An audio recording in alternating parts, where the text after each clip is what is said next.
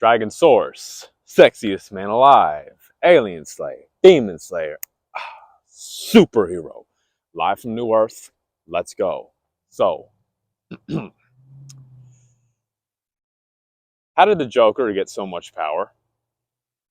Okay, the Joker in the Batman series. How did he get so much power? How is that archetype so powerful? Right? The X Factor, the Zero card, the Fool.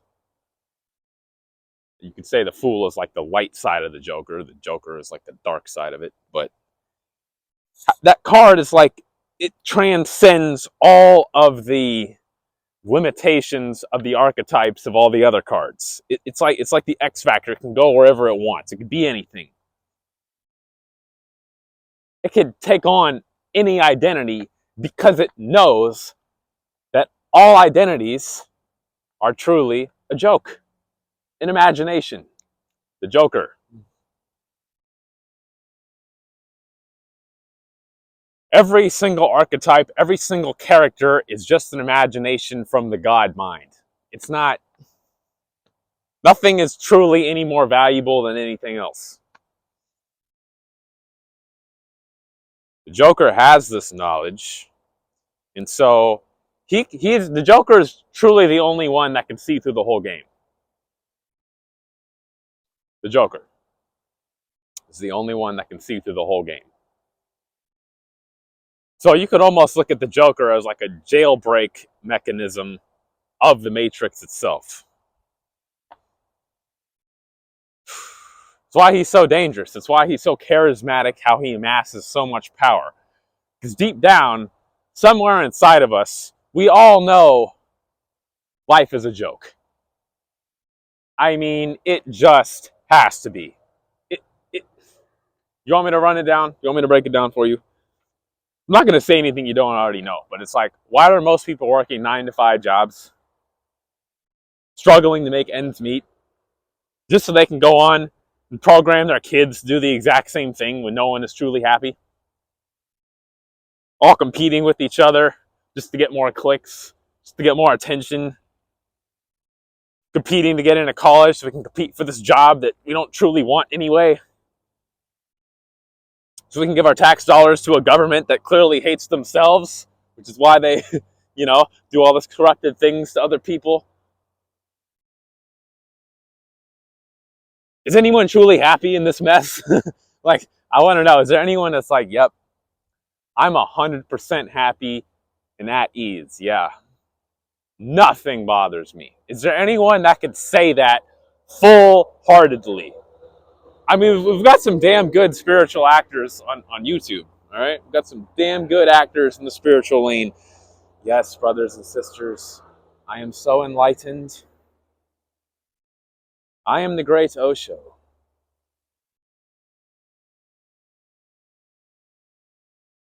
Don't you see the leaves on the tree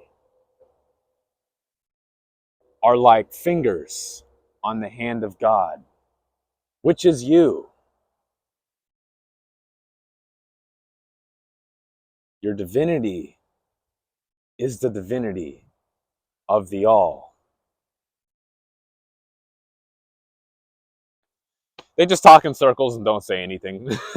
Just, okay, great. I feel a little bit more relaxed now, but Alan Watts, he even admits it. He's a spiritual entertainer. He admits it. Like, whoever you're looking up to is so fucking enlightened is an actor. We're all actors. The Joker knows this. Just everyone is an actor. Everything is an actor. Like, it's a play. That's the whole Hindu foundation of their philosophy. Okay? We're all just actors on a stage that God is dreaming. The Godhead. And the Joker knows this, and he exploits it. He's the X Factor. He can be any character. Look at this beautiful view.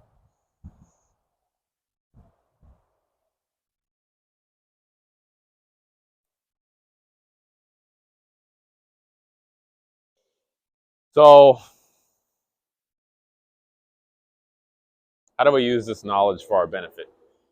Okay, fine, everything's a joke. I still have to pay my taxes, or they're gonna just take my money anyway, maybe throw me in jail. I still have to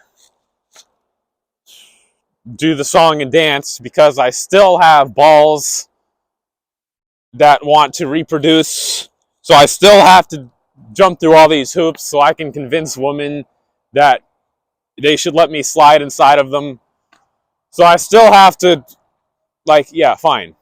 You're still, even if you see the whole game as a joke, you still have to play the game. Unless you don't. Oh, there is an alternative. There is an alternative. But then what? What would happen if you did that?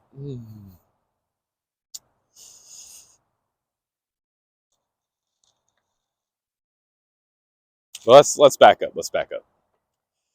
First alternative is going monk mode. All right, just renouncing all desire. Go meditate in a cave for 10 years or something.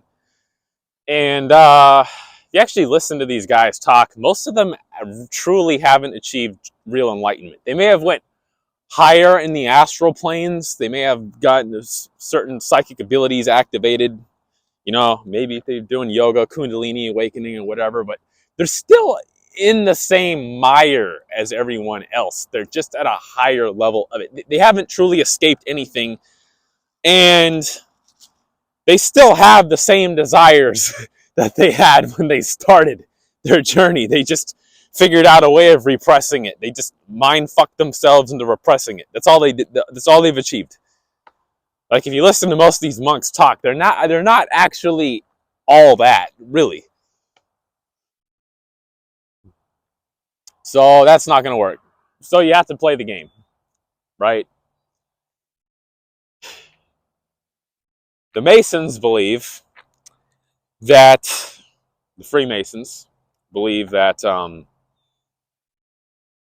the pathway to ascension is to perfectly balance your karmic scales, doing 50% good deeds and 50% bad deeds, essentially, right? Half black, half white, Masonic checkerboard, the square. They're always trying to square the circle with their fucking magical triangle compass, all right? What is squaring the circle? That means to create a logic out of an illogic. There's no squares in nature. Raindrops are circles. Things naturally form in circles. Cells are circular, ovular. To make a square out of it is to make a firm boundary, a firm pillar, some kind of a logical structure to encapsulate the essence of the all, but it can never be perfectly done. So that results in systems of measurement, for example, right? Where are you going with this, Dragon? What the hell does all this have to do with the Joker? I'm getting to it. All right, patience. So,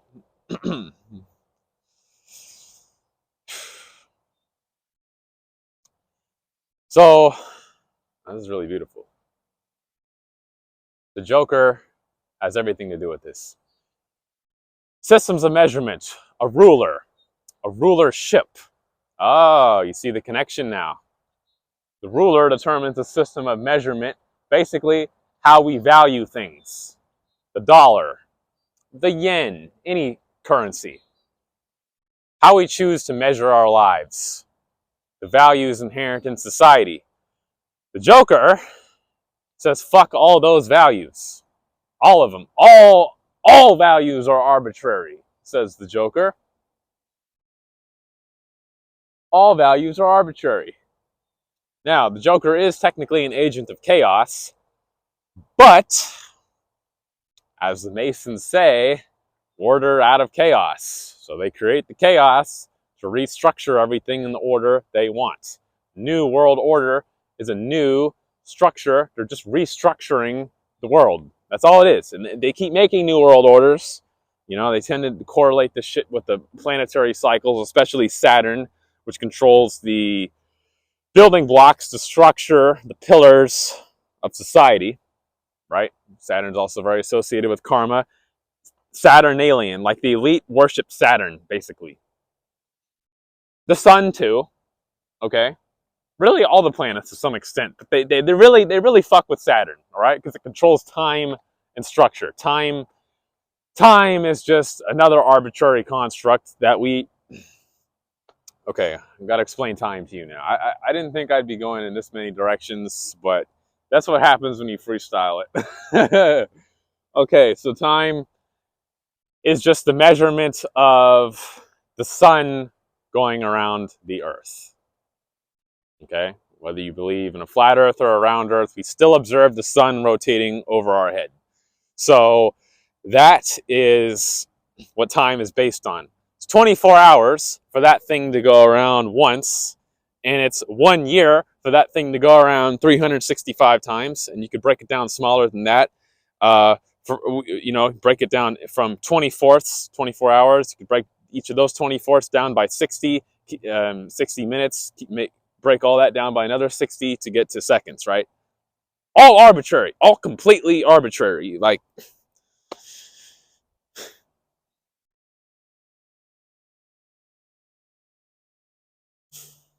so the Joker knows this. The Joker knows all of our measurements of reality, all of our cognitive units, to use the Carlos Castaneda terminology here, all of the cognitive units of our reality are arbitrary. It just forms a fixed perception, a fixed worldview.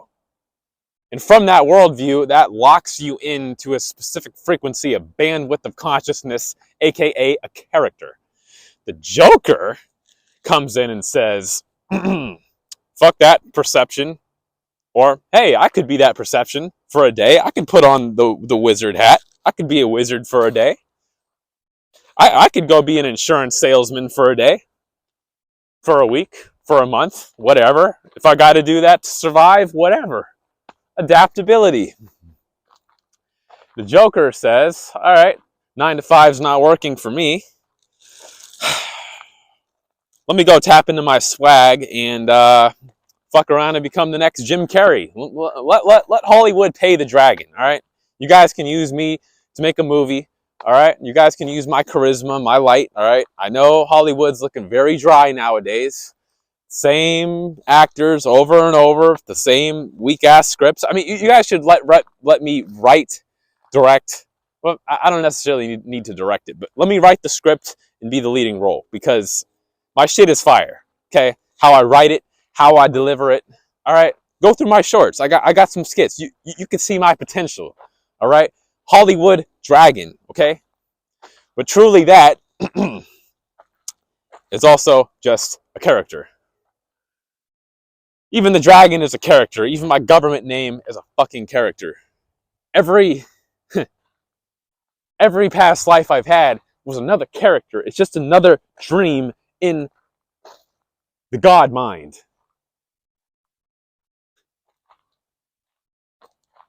And the Joker knows that. The Joker knows nothing needed to exist, and so anything can be anything. It's all arbitrary. I could put on this hat. Okay, I could put on the actor hat. I could put on the wizard hat. I could put on the salesman hat. I could put on the sexiest man alive hat. It's all fucking hats. All of it. Believe nothing or believe everything. That's the only thing that makes sense.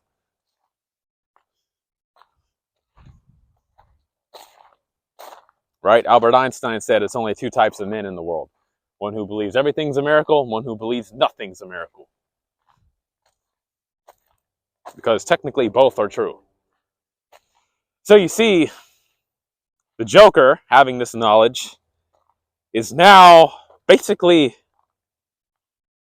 forever in a sea of chaos, fluctuating waters. There's no stability there. It's anything could be anything. That's essentially the world of a sorcerer. If you're into the Carlos Castaneda material, it's always fluid. It's always changing. The assemblage point is always moving. The assemblage point, basically your perspective of reality, and this goes beyond the character. It goes extra dimensionally as well. Anything could be anything.